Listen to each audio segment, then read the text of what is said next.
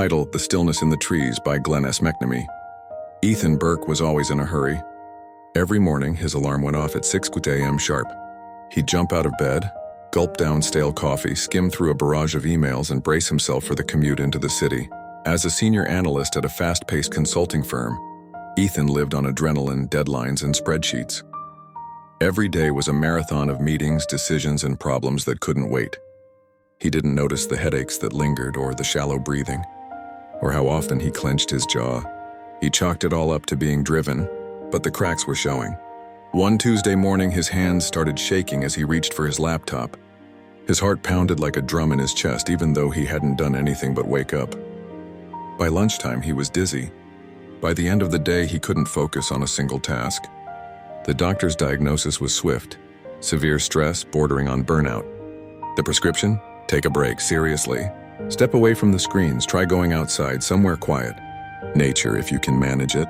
Ethan blinked. Nature?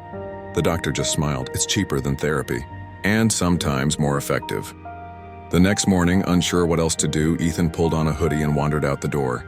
He didn't have a destination, just a vague idea of a park a few blocks away. He walked past coffee shops, past honking traffic, past the weight of his own thoughts. Eventually, he reached Greenfield Park, a place he'd driven by 100 times but never really seen. The change was instant: no horns, no buzzing phones, just a wide trail that curved into trees glowing with early morning sunlight. He kept walking, hesitant at first, then slower. Birds called to each other overhead. Leaves rustled in a breeze that felt like a sigh from the earth itself. For the first time in months, Ethan did not feel rushed, or required or expected.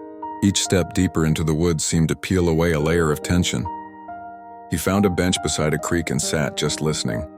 The gurgle of water, the occasional flutter of wings, the wind weaving through branches like it had somewhere to go, but wasn't in a hurry to get there. He breathed a deep breath. Then another.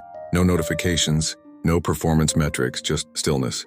That day became the start of a habit.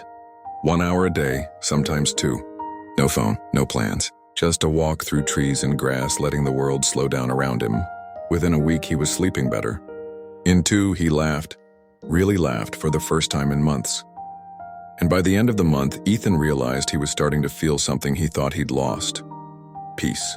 He didn't quit his job, he didn't abandon responsibility, but he carried a quiet with him now. A kind he found under branches, beside streams, beneath the open sky. And when stress came creeping back, as it always does, he knew exactly where to go. Into the green, where the world waits with open arms, and the soul can finally breathe. The end.